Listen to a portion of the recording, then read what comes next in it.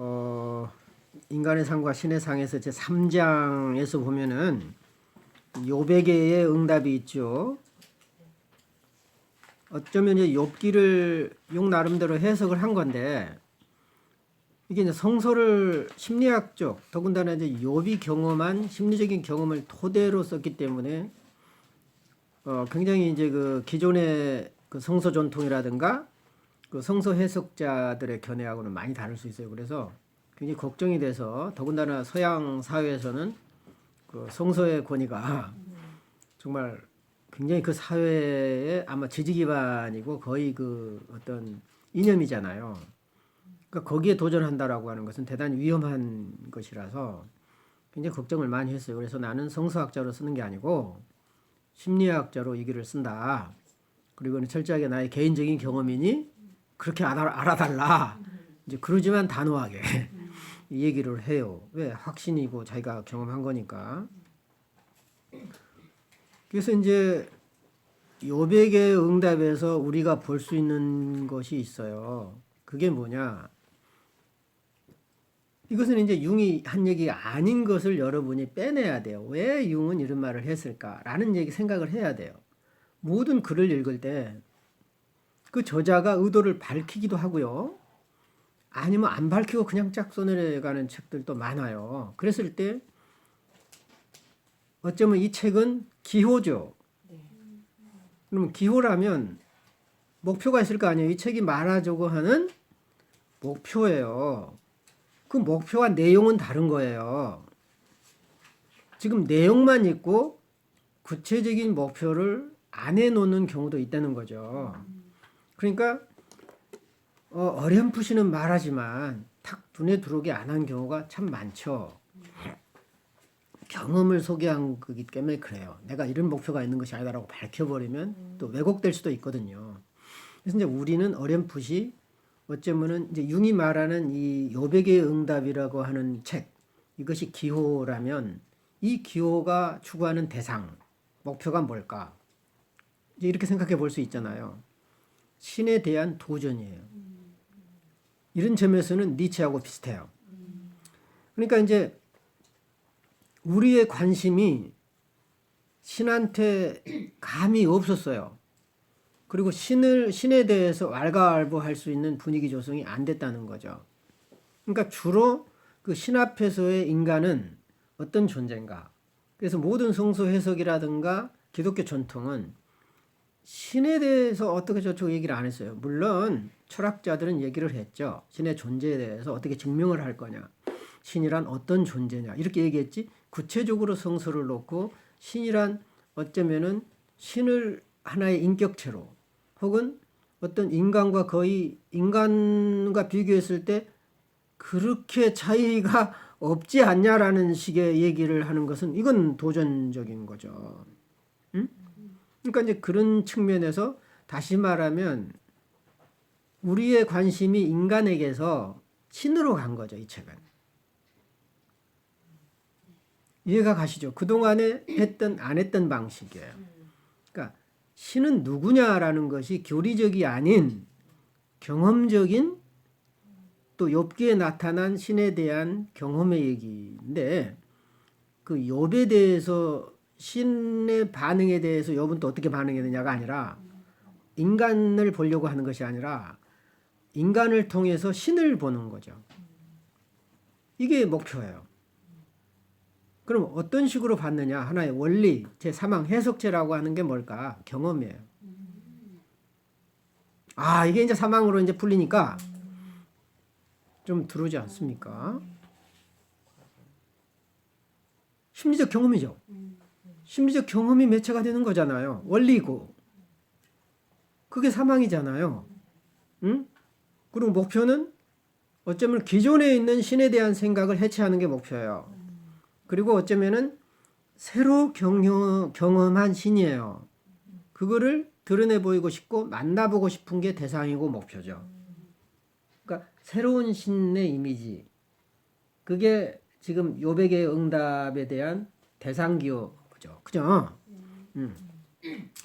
이제 이렇게 모든 것을 어떤 기호학으로 또 폴스의 사망으로 얘기를 하면 상당히 도움이 돼요. 그 전체를 소위 전체를 이해하는데 상당히 도움이 된다는 거죠. 그래서 어쩌면 욥백의 응답은 무의식적 과정이 나타내는 종교적인 상징이다. 그러면은 이 무의식에서 어떻게 신과 인간은 대화를 하고 만나는가, 이것에 대해서 감히 얘기를 안 하려 한 거죠. 그것을 이제는 수면 위로 올려놓고 한번 들여다보자는 겁니다. 그 융은 이제는 더 이상 숨지 말자. 신에 대한 진솔한 인간의 감정을 한번 드러내보자는 거예요. 이제는 숨을수록 신은 신대로 제 모습이 안 나타나고, 숨을수록 인간은 인간의 모습이 안 나타나니까 신에 대한 드러내놓고 한번 경험해보자는 거예요. 그래서 욥이라는 인간에 대한 관점에서 신 자체에 대한 관심으로 바뀌었다. 일종의 리비도의 변환으로 볼 수도 있고 하나의 개성화 과정으로 바뀌었다. 이런 과정으로 볼 수도 있어요. 그래서 욥의 인격과 관계를 맺고 있는 신의 인격은 어떤가? 이거죠, 문제는. 그러니까 욥의 인격만 다들 얘기를 했어요. 욥은 이랬다. 뭐 죄를 부인하고 뭐 하나님을 몰랐고 뭐 하나님은 욥에게 은혜를 베풀기 뭐 고통을 줬다. 이런 식으로만 해석을 한 거예요. 철저하게 신 자체를 비판하지는 않았어요. 그 비판을 아예 막아버렸죠. 하나님의 구원과 은혜라는 말로 다 비판하기를 막아버렸어요. 신은 선한 신이고 우리 인간에게 좋은 것을 베푸는 거지 어떻게 감히 네가 신을 도전해, 이런 식으로 막아버렸다는 건데, 이제는 욥의 인격에 반응하는 신의 모습이에요. 인간에게 반응하는 신의 모습인 거죠. 어찌 보면 진솔한 거예요. 어떻게 신은 인간에게 반응하는가. 우리는 그동안에 신에게 인간은 어떻게 반응하는가만 신경 썼어요. 근데 반대로 신이 인간에게 어떻게 반응하냐예요. 전혀 지금 방향이 바뀌어 버렸습니다. 이제 패러다임 시프트가 일어난 거예요. 이게 이 책의 목표인 거예요. 뒤집어 버린 거예요. 완전히. 그건 잘 못 봤죠. 바로 이런 발상의 전환, 뒤집어서 보기. 그래야 이제 새로운 측면에서 이제 볼 수 있는 것인데, 이제 융이 그렇게 한 거예요. 오케이. 인간에게 반응하는 신의 모습에서 신의 인격은 드러납니다. 왜 그러냐? 신의 반쪽은 인간이거든요. 다시 말하면 신은 인간 없이 존재를 못해요. 할 수가 없어요. 존재해봤자 아무도 모르기 때문에. 그리고 의미가 없기 때문에 설사 신이 존재한다고 이론적으로는 가능하지만, 왜? 인간하고 다르니까. 이론적으로는 가능하지만 의미 없으면 무존재거든요. 없는 거나 똑같아요. 신을 알아주는 인간, 또 신과 응답하고 커뮤니케이트, 관계하고 대화하는 인간이 없으면 아무 의미가 없어요. 다시 말하면 왼쪽과 오른쪽의 관계고 남쪽과 북쪽의 관계고요. 그러니까 인간이 신을 무시해도 안 되지만 신이 인간을 결코 무시할 수 없어요. 다시 말하면 인간을 죽이면 신도 죽어요. 신과 인간은 운명 공동체라는 거죠. 짝인 거예요. 그렇다고 본다면 신과 인간을 하나 될 때 진짜 온전한 신이 된다고 볼 수도 있어요. 이제 놀라운 얘기가 이제 벌어지겠죠. 신은 홀로 존재하지 않기 때문에 그래요. 대극이면서도 자웅동체로 합해져야 돼요. 인간은 지상의 존재고요. 신은 하늘의 존재가 합해져야 자웅동체가 되고, 어쩌면은 그 신이 인간을 만들어내기 이전에 최초 인간이 되는 거예요. 어쩌면은 그 신을 넘어선 상태가 될 수 있을지 모르겠어요. 엘리야드의 얘기로 말한다면. 이제 그런 차원을 융이 본 것 같아요. 근데 그런 얘기를 융은 많이 안 해요. 물론 이 책에서는 이제 많은 얘기를 안 합니다. 결국은 신이 인간에게 어떻게 반응하냐에 따라서 신의 모습이 결정되고 신이 얼마나 온전해지는가가 결정되는 거예요. 다시 말하면 신의 개성화라고 할까요? 이제 이런 게 이제 나온다는 거죠. 이제 말도 안 되는 얘기를 지금 내가 이제 하는 거죠. 아, 이거 욥도 이거 아직 융도 이런 얘기하면서 이제 몸살했는데 나도 이제 몸살이게 생겼어요 이제. 이게. 근데 융의 견해를 내가 이해하는 차원에서 내 말로 바꿔서 한 거지 절대 내 얘기 아닙니다, 여러분. 그럼요. 그럼 절대 내 얘기 아니니까 그 융의 얘기를 내가 지금 재해석한 거죠. 절대 오해하지 마세요. 예? 전 절대 엉뚱한 소리 안 합니다. 그렇다면 엄마는 아이를 통해서 어떻게 반응하는가? 아이에게 반응하는 엄마를 통해서 우리는 엄마를 알아요. 실제로.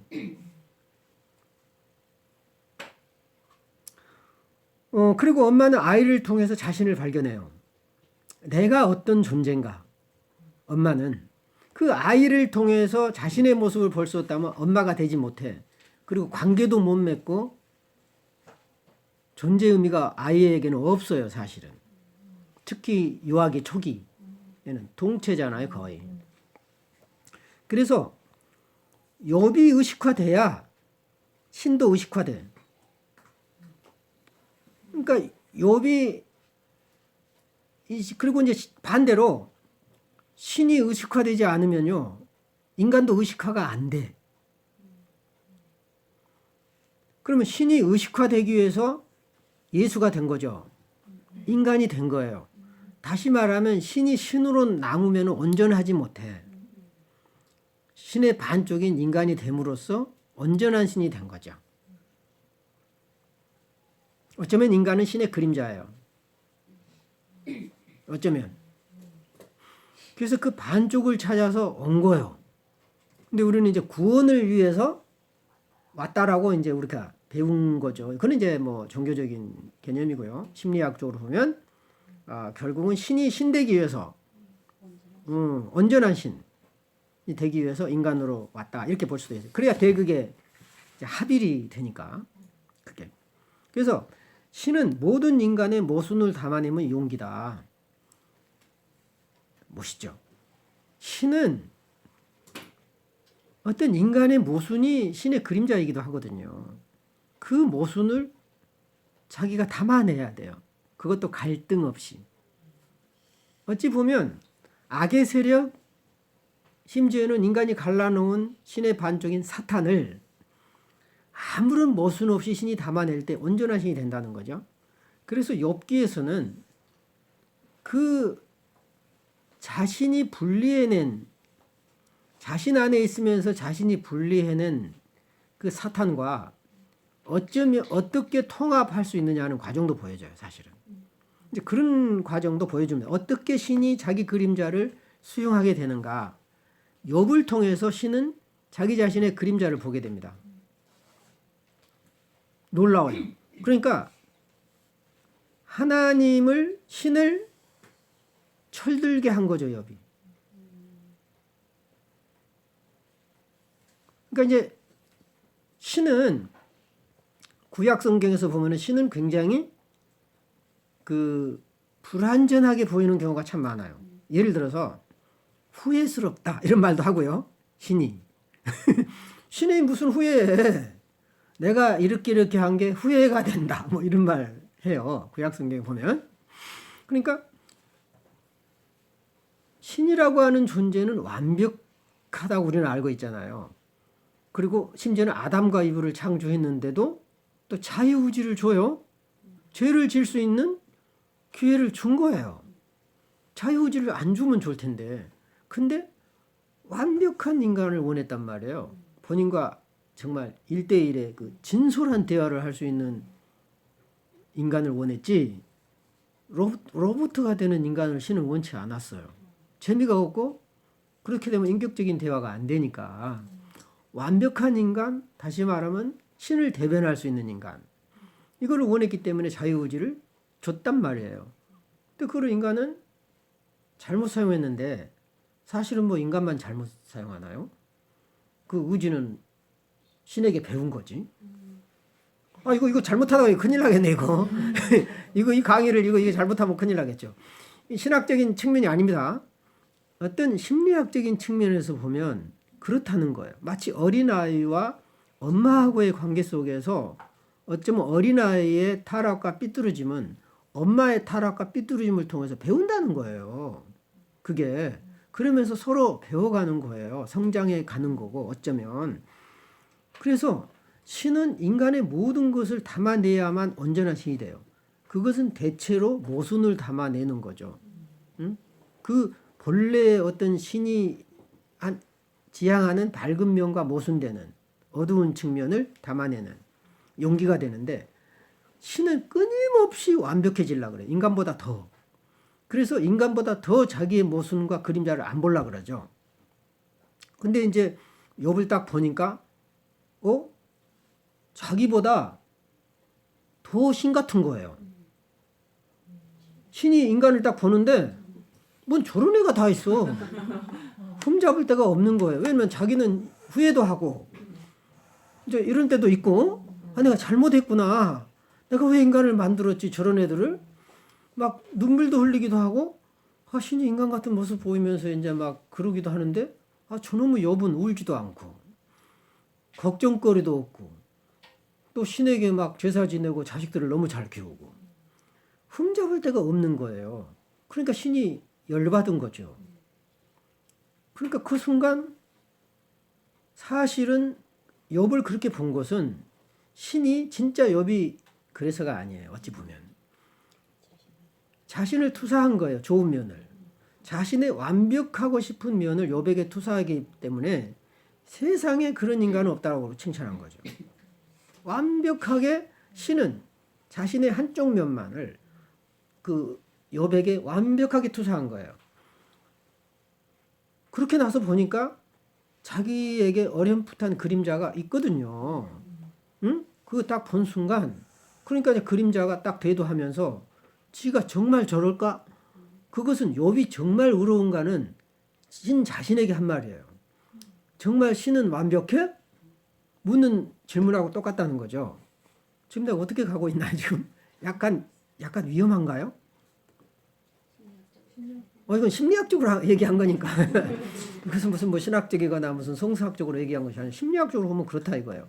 마치 어린아이와 엄마하고의 관계에서 이제 얘기하듯이 그렇게 되는 거예요. 그래서 신이 한 번도 자기 자신의 선한 모습을 인간에게 투사만 했지 보려고 하지 않았다가 이제 욥에게 투사하면서 어렴풋이 그 그림자를 인식하기 시작. 그러니까 욥의 그림자를 찾으려고 한 것이 결국은 자신의 그림자를 찾게 되는 계기가 된 거죠.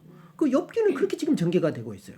그래가지고 이제 자신의 그림자를 대변해주는 사탄에게 한번 저놈의 그림자를 찾아내라는 거 아니에요. 결국은 심리학적으로 욥의 그림자가 없을 리가 없어. 찾아내보라고 허용을 해준 거예요. 굉장히 신이 여기서는 아주 그 불안하고 자신감 없고 좀 그 신뢰가 떨어지는 그 이제 신의 모습이죠. 왜냐하면 못 믿은 거죠. 그러니까 신이 욥을 믿지 못한 거예요. 만약에 철저하게 믿었다 그러면 사탄에게 시험해봐라는 얘기를 안 해요. 그러면 욥을 못 믿은 것이 아니라 자신을 못 믿은 거죠. 그것은 신이 신되기 위한 과정이죠. 그래서 욥이 신이 되는데 도와주는 일종의 중재자고, 그 신이 신되기 위해서 필요한 존재인 거예요. 다시 말하면 신이 되기 위해서 만들어낸 가상의 자기 자신의 모습이 욥이라는 거죠. 지금 내 얘기는 지금 융의 얘기를 내 식으로 지금 재해석한 겁니다. 똑같이는 안 했지만 그러나 같은 맥락이에요. 지금 융이 그런 식으로 얘기를 하잖아요. 거의 같은 맥락인데 이제 여러분이 알기 쉽게 내가 절대 내 얘기 아닙니다. 이게 이제 풀어서 해주는 거라는 거죠. 융이 말하지 않는 거 있으면 한번 말해보세요. 나는 융 얘기만 지금 아니 융 얘기만 계속 하는 거예요 지금. 그 최근에 내가 이제 그 유전자 언어에 대해서 관심을 갖기 시작했는데, 유전자 언어라는 말에 깜짝 놀랐어요. 우리는 게놈 지놈이라고 하는데 어떤 유전자 지도 얘기는 들었지 유전자 언어라는 말에 나 꽂혔는데, 유전자의 언어는 뭘 요구하지? 하나의 유전자가 기호라면 그 기호가 목표로 하는 대상이 뭐지? 그것은 어떤 원리에 움직이지? 그 생각을 해서 어제 이제 교보문고에 가가지고 봤어요.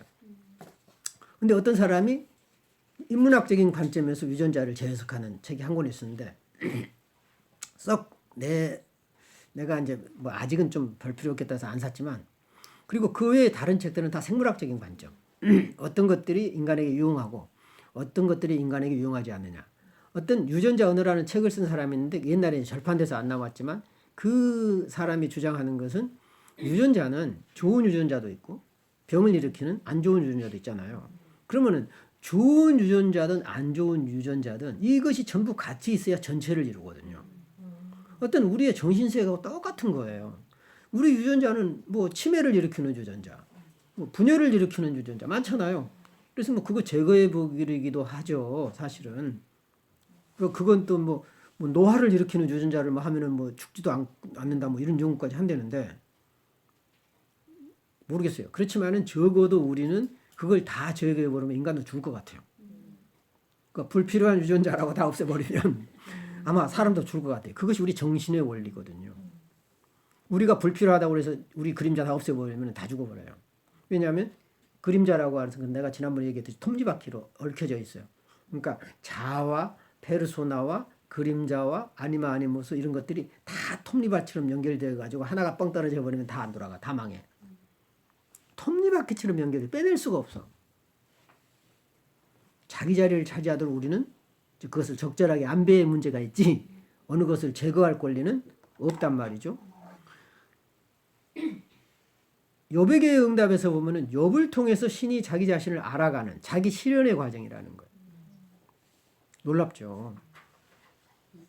자기 인식의 과정, 일종의 자기 실현의 과정이 이제 바로 이제 욥에게의 응답이다. 그래서 보면은 욥은 이제 그 신의 정의에 도전한 것처럼 나오잖아요. 신이 정의롭지 못해요. 그런데 어떻게 인간이 정의로울 수 있지? 이런 의문을 제기하는 거죠. 그리고 이제 사람들은 욥더러 의롭다고 하는데 욥은 스스로 생각하기를 정말 내가 의로운가? 계속 고민하더라고요. 내가 욥한테 물어봤어요. 야, 너 정말 의롭니? 세상 사람들은 다 너를 의롭다 그러는데 너 정말 의로운가? 아니 세상 사람이 그런데 내가 왜 의로운지 모르겠어 이러더라고요. 욥이. 만나봤죠 내가. 마음속으로. 그래서 이제 욥을 시기하는 신 야훼. 자신의 정의가 투사된 존재를 시기해버려요. 자기의 좋은 점을 투사해놓고 저게 난가 그러는 거예요. 무섭죠? 그래놓고 시기심의 본질인 거예요 이게. 사실은 시기심이라고 하는 것은 자기 거라고 생각하는 거죠. 그리고 그걸 이제 내 건데 도둑 맞았다고 생각하는 거예요. 그걸 이제 자기 자신 안에서 찾아야 되는데 그것이 내 건데 도둑 맞았다고 생각하는 게 시기심이거든요. 내만 가져야 되는데 그리고 내 거를 네가 채갔다 생각하는 거예요. 사실은 자기 안에 스스로 발견을 해야 되는 건데 신은 동시에 자신의 불신이 투사된 욥을 또 심판해요. 욥을 믿지 못했어요. 그것은 자기 자신을 못 믿은 거예요. 그래서 거기에 대한 심판을 또 하는 거예요. 결국 욥에 대한 심판은 신 자신에 대한 심판이고 심판으로 드러난다. 그것은 그대로 예수의 십자가 죽음의 상징으로 드러나요. 신이 스스로 자신을 심판한 거예요. 근데 이것을 우리는 우리의 인간의 죄를 예수가 다 뒤집어 쓰고 이제 기독교 교리나 신학으로는 그렇게 얘기를 하죠. 근데 심리학적으로는 신이 자기 자신을 죽이는 거고 자기 자신을 심판한 거다. 왜? 더 온전한 신이 되기 위해서. 어쩌면 이렇게 볼 수도 있다. 이건 누구 얘기라고요? 융의 얘기예요. 내 얘기가 아니에요. 그래서 그 욥의 신인식은 뭐냐면 당신에 대해서 귀로만 들어왔던 이 몸 이제는 눈으로 당신을 본다. 결국은 그것은 경험의 신이고 결국은 이제 나는 이것을 어떻게 봤냐면은 예전에는 그래도 신은 인간에 대한 애정을 끊지 않고 끝까지 주시하는구나. 저는 그렇게 봤거든요. 굉장히 좋게 본 건데 이제 이것을 심리학적으로 다시 보면요. 인간과 신은 분리될 수 없는 대극의 짝이구나. 결국은 눈을 마주치지 않으면은 서로 따로 존재할 수밖에 없고 균열되고 인간은 결국은 분열된 인간이 되고 신도 온전한 신이 못 된다는 거죠. 그 사실을 신의 눈과 욥의 눈이 마주치는 순간 깨달은 거예요. 욥도 깨닫고 신도 깨달은 거예요. 나는 그렇게 봐요. 예전에는 욥이 은혜를 받았다고만 생각했는데 그는 여전히 인간 중심인 거예요. 이것은 쌍방적인 중심으로 가게 되면 그 순간 신도 깨닫고 인식하고 욥도 인식한 거예요. 둘은 하나라고 하는 거. 근데 굉장히 우리는 일방적으로 신으로부터 그 구원을 받고 신의 어떤 그 일방적인 것에 우리는 맡겨야 되는 걸로만 알았단 얘기죠. 그 어느 누구도 일방적이 될 수 없어요. 신과 인간은 같은 짝이니까. 누가 얘기했다고요? 욥이 얘기한 거예요. 그래서 경험의 신, 그럼 우리가 경험하는 신은 어떤 신이냐? 알 수도 없고 뭐죠? 모호하고 모순적이며 괴팍스러워요. 의로우면서 또 불의해요. 사랑의 신이면서도 증오하는 이중성이 있어요. 인격적이면서도 비인격적인 신의 모습을 있는 그대로 경험하기가 내 눈으로 이제야 하나님을 배움나이다. 신을 있는 그대로 바라보기. 그거예요. 있는 그대로 바라보기. 눈으로 바라본다. 그래서 이제 마리아의 성천 교리는 소피아의 성천이고 남성과 여성의 조화를 이룬다. 뭐 이런 식으로 해서 결국은 신과 인간의 중재자, 신이 인식을 해가는 중재자가 지혜다. 융은 그렇게 얘기를 하지 않습니까? 지혜로 봤고 지혜를 원리로 봤는데 이것은 조금 더 이제 봐야 되지 않을까 그런 생각이 듭니다. 그 다음에 이제 아까 이제 그 오전 그 발제를 들으면서 내가 정리한 부분인데요. 신과 인간은 뭐죠? 대극의 전체성을 이뤄요. 신과 인간이 합해져야 그때야 비로소 온전해진다는 거죠. 그러니까 인간의 반쪽은 신이고 신의 반쪽은 인간인 거예요.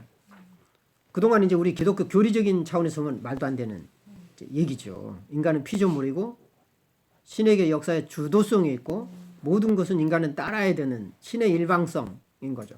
사실은 신이 일방적이면 인간에겐 참 불행해요. 굉장히 불행한 겁니다. 신은 대극을 통합해야 돼요. 그래야 인간도 대극을 통합할 힘이 생겨요. 거기서. 신의 인간화, 신이 인간이 되는 거, 그리고 인간의 신성화, 이것은 전체성을 향한 여정인 거예요. 그래서 우리는 신이 되고 싶어 하잖아요. 늘. 어떻게 신이 되느냐는 과정이 중요한 거지. 그 신이 되고자 하는 욕망은 전체성을 향한 거룩한 욕망인 거예요.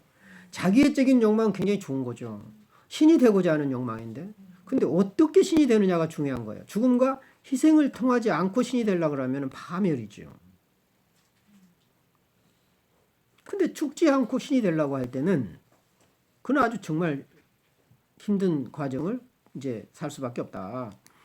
그래서 신이 인간화됨으로써 이제 욥에 대해서 이제 시기를 했죠. 투사를 하고 결국은 이것은 일시적으로는 이제 신이 이제 그림자를 투사를 했지만 결국은 전체성을 향한 과정 중에서 나타나는 하나의 과정이다. 욥에 대한 시기는 이제 아까 내가 그런 얘기를 했고요. 욥은 신의 모습이 투사된 대상이죠. 그래서 시기심을 부추겼다. 이것은 신의 자기 모습이다. 이런 얘기를 했고요.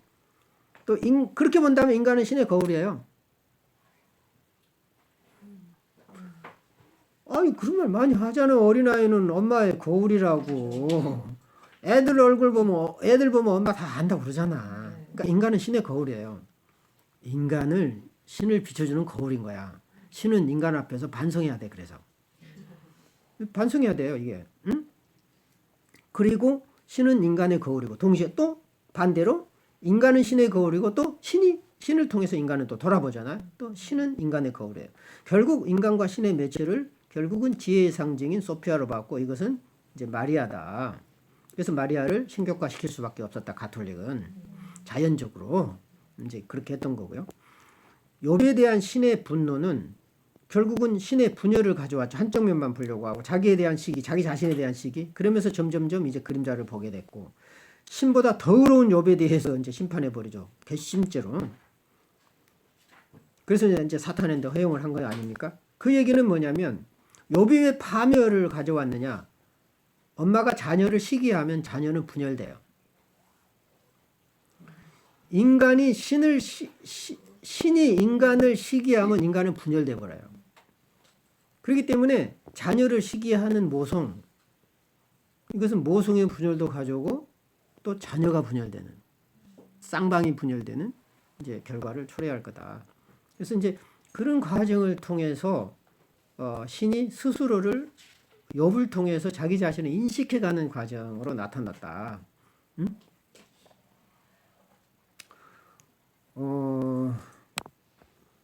이제 이렇게 해서 뭐예요? 욥기를 이제 욥을 대충 봤고요, 그죠?